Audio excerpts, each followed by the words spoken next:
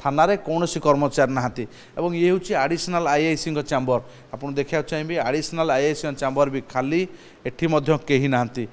ये हूँ बर्तमान चंदका थाना आम पहुँच सारीचु राति प्राय 2:30 रिसेप्शन खाली अच्छी डीसीओ सार चैम्बरटा कौटा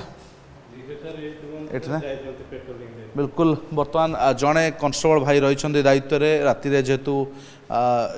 ये हूँ डीसीओ सार टेबुल डीसीओ सार चेयर खाली रही जो प्रथम अभियोगकारी की आसवे अभियोग करने से प्रथम डीसीओ सार को देखा करेंगे और ये डीसीओ को अभियोग जनइबे। भाई रात कौन आप एकुटिया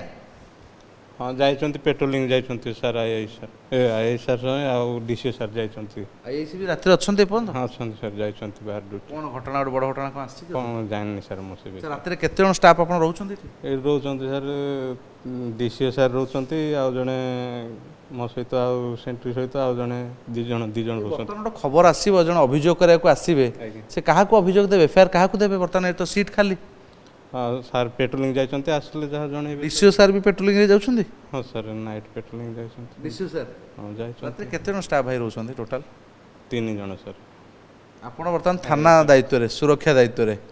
अभियोग किंतु ग्रहण करि परिबेनी पीसीआर अछि सर आगो पीसीआर अछि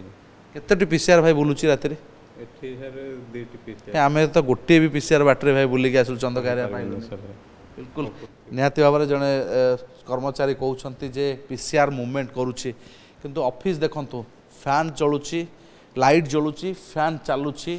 एवं सबू ठीक ठाक अच्छे किंतु कर्मचारी शून थाना रे कौन कर्मचारी नहांती एवं ये हूँ आडिशनल आईआईसी चैम्बर आपन देखा चाहिए आडिशनल आईआईसी चैम्बर भी खाली एठी मध्य कहीं नहांती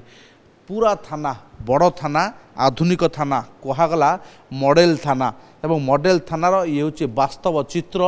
कौन कर्मचारी थाना नहांती जे कनस्टेबल भाई थे कहवा कथा जे गोटे घटना घटी सेठाकू आईएएस एवं डीसीओ जाइछन्ति किंतु प्रकृत में ये सत्य केते जदि जड़े कनस्टेबल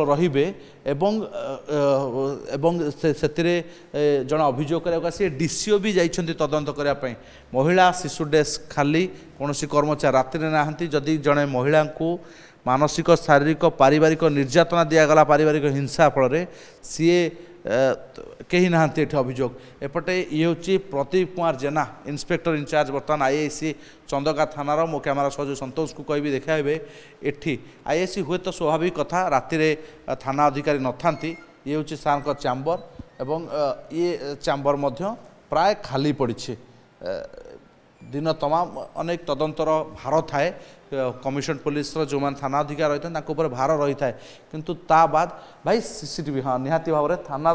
एठी गोटे बड़ जिनस भरतपुर जो अभियोग है जे थाना रे सीसीटीवी नहीं एवं काम करूना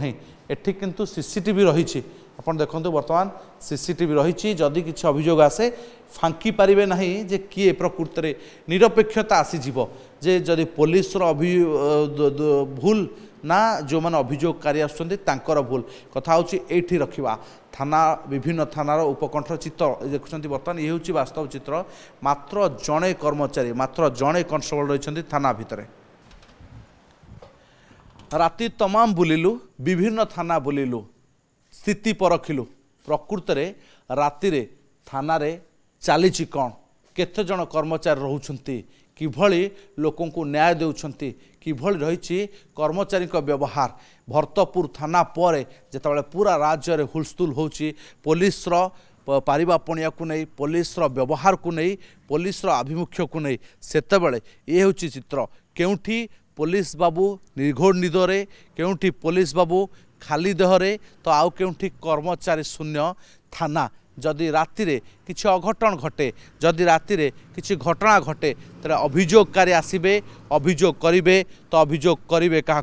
ये हूँ से चित्र गोटे पर गोटे थाना बोलू आपण को रियलिटी चेक माध्यम रे आमे देखाइलु राजधानी विभिन्न उपकंठ थानार वास्तव चित्र। भुवनेश्वर कैमरा पर्सन संतोष तराई अतुल्य बाउत ओटीवी।